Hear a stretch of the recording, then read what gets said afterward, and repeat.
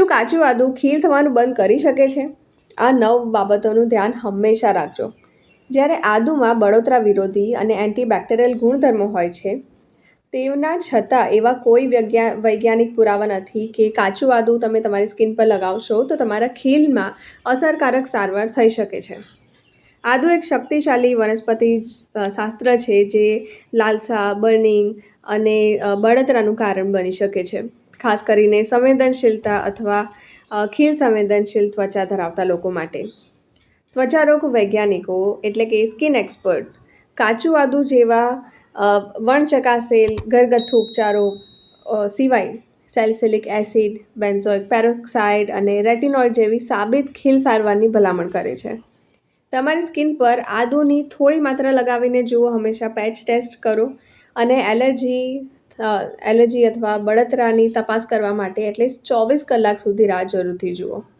જો તમારી સ્કિન પર આદુનો ઉપયોગ કરો છો તો તેને કાચા આદુ લગાવવાને બદલે એટલે કે કાચું આદુ સીધું લગાવવાને બદલે તમે કોઈ બીજા તેલ સાથે મિક્સ કરીને લગાવો, જેમ કે જોજોબા તેલ છે ક્યાં તો પછી બદામનું તેલ છે.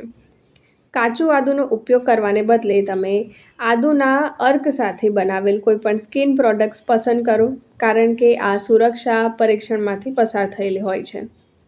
આદુમાં રહેલા કેટલાક સંયોજનો તમારી સ્કિનને સૂર્ય પ્રત્યે વધુ સંવેદનશીલ બનાવી શકે છે અને સનબર્ન અથવા હાઇપરપિગમેન્ટેશનનું જોખમ પણ વધી જાય છે.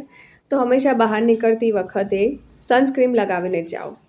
તમારા આહારમાં આદુનું સેવન અંદરથી બળતરા ઘટાડવામાં મદદ કરી શકે છે, જે સમય જતાં ખીલની સંભવપણે લાભ તમને મળશે.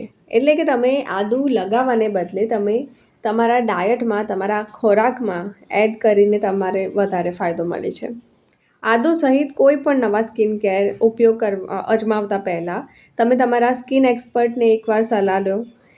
તમારી સ્કિનમાં કોઈ એલર્જી અને સેફટી માટે તમે તમારી સ્કિન એક્સપર્ટને એકવાર કન્સલ્ટ કરી શકો છો. આ ઉપરાંત જો તમને આ વિડીયો યુઝફુલ લાગ્યો હોય તો આ વિડીયોને જરૂરથી શેર કરજો. મારી ચેનલ સાથે જરૂરથી જોડાઈ રહેજો.